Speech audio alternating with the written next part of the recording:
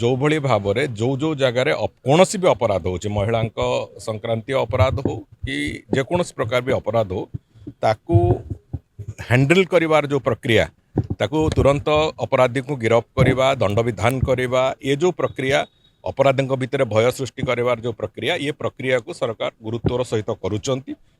रथयात्रा समन्वय जहाँ जहाँ आवश्यकता अच्छी ताकू नहीं आम काम आरंभ कर सारीचु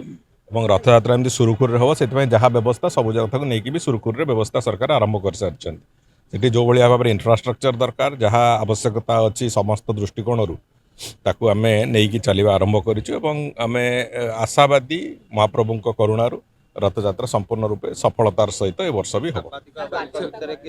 से टिके सेवायत सांबादिक भितर से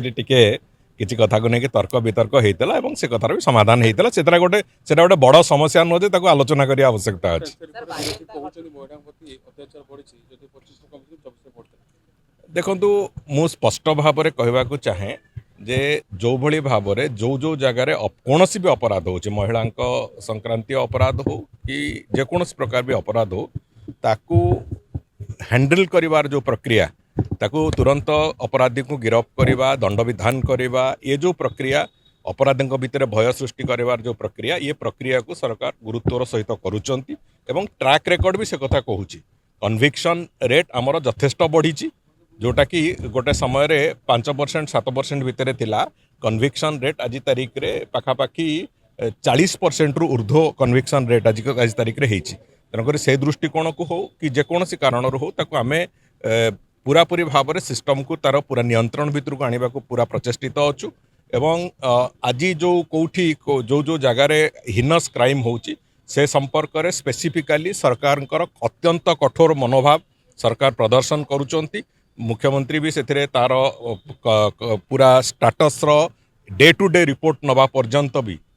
से पर्यंत आम जाऊँ तेणुक मो कहवा कथा है कौन प्रकार एभलिया घटना आगू को केमिति घटिबो नाही से सरकार पूरा तत्पर अच्छा आशा करूँ जे एभलिया घटना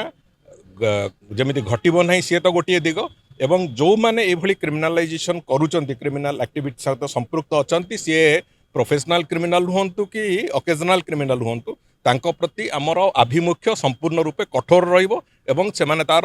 जो जहाँ करिसंती तार कृतकर्मर फल भी भोग करिवे। जदि आपंक आम भिडी भल लगा तेब आम चैनल को लाइक शेयर और सब्सक्राइब करने को जमा भी भूलु नहीं।